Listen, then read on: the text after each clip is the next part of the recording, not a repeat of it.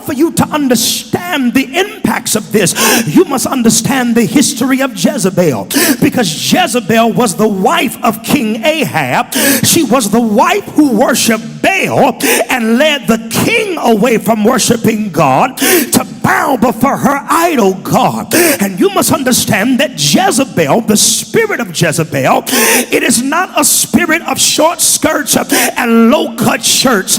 It is not a spirit of red lipstick and rouge on your cheeks and eyelashes, because I like all those things. It is not a spirit of you having long weaves sweeping the top of your behind. But the spirit of Jezebel, it is the spirit of manipulation. I can't find no help in here. Manipulation and destruction. And you will always be able to identify that spirit at work in church, because Jezebel often manipulates their relationship with people in authority to make leaders partial to their idolatry. I hope you come back next Sunday, but I already know what it is. But I got to tell the truth anyhow. And guess what?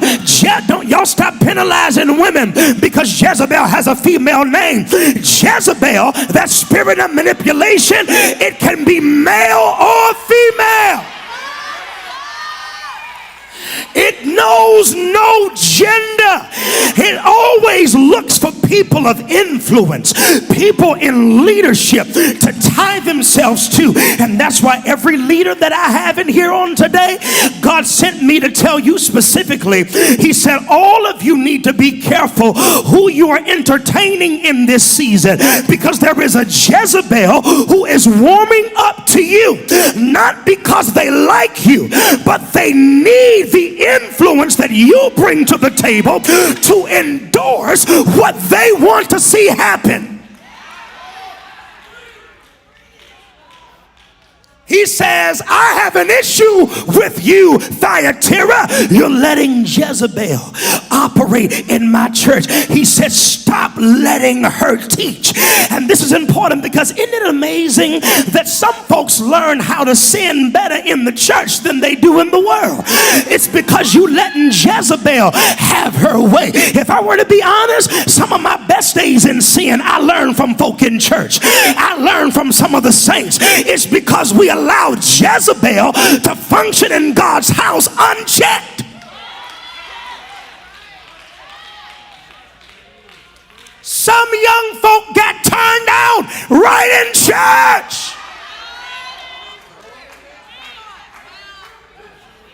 It's amazing how many, and I must say this as good as I can, how many beautiful young women God has in church who are constantly on guard because they were mishandled by men and women of God that they trusted in church.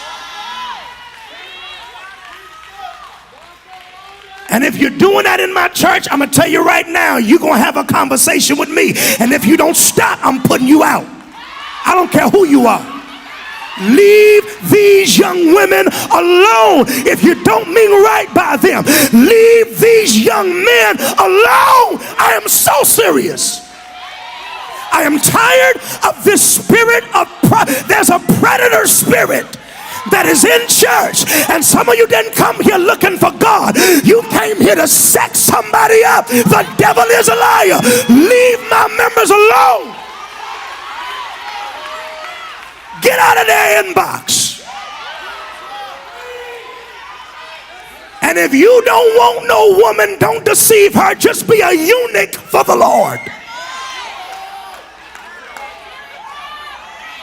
I don't play when it comes down to God's people. And some of y'all wonder why I talk like I talk, because you don't know what I know, and I know more than you think I know. I just smile. Hey, how you doing? It's good to see you. I'm sick of it. If you sick of it, somebody say sick of it.